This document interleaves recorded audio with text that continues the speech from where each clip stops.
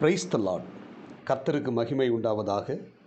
இந்த நல்ல காலை வேளையில் கர்த்தருடைய வார்த்தை மூலமாய் உங்கள் யாவரையும் சந்திப்பதிலே நான் மிகுந்த மகிழ்ச்சி அடைகிறேன். யூதாவின் புத்தகம் 1ஆம் அதிகாரம் 14ஆம் வசனம்.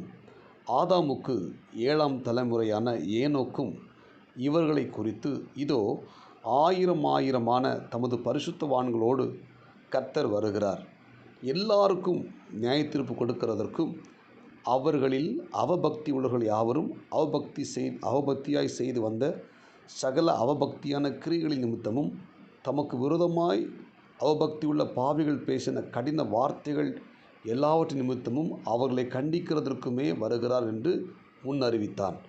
அன்புக்குரிய தேவனுடைய பிள்ளைகளே, இந்த குறிப்பிட்ட வேத பகுதியில் யூதாவின் ஆசிரியர் ஏனோக் கர்த்தர் வருகிறதை குறித்து வருகை குறித்து சொல்லியிருக்கிறார் என்று பதிவு பண்ணுகிறார். 1000 தமது பரிசுத்தவான்களோடு கூட அவர் இந்த பூமிக்கு வரப்போகிறார் என்று சொல்லி ஆதாமுக்கு 7ஆம் தலைமுறையாக இருக்கிற ஏனோக்கு முன்னறிவித்திருக்கிறார்.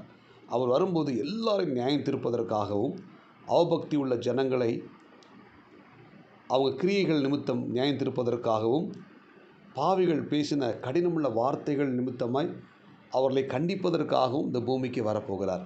இந்த இறைவார்த்தை கேட்கிற தேவனுடைய பிள்ளைகளே, இன்றைக்கு நம்முடைய வாழ்க்கையிலும் நம்முடைய ஆண்டவராக இயேசு கிறிஸ்து அதிசீக்கிரமாக இந்த பூமிக்கு வரப்போகிறார். அவர் வரும்போது நாம் மாசற்றவர்களாக குற்றமற்றவர்களாக அவருக்கு முன்பே நாம் இருப்பதற்கு நம்மை காத்து கொள்ள வேண்டும். இந்த உலகத்தில் பார்த்திங்கன்னா அவபக்தியாய் வாழுகிற ஒரு கூட்ட ஜனங்கள் இருக்கிறாங்க. தேவனுக்கு விரோதமாய் பேசுகிற கூட்டம் இருக்கிறது.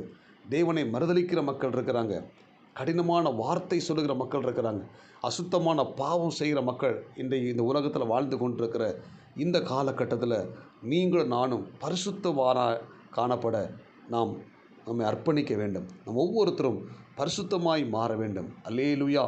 இயேசு கிறிஸ்து அதிசீக்கிரமாய் இந்த பூமிக்கு வரப்போகிறார். அவரை சந்திப்பதற்கு நாம் ஒவ்வொருத்தரும் ஆயத்தமுள்ளவர்களாக காணப்பட வேண்டும்.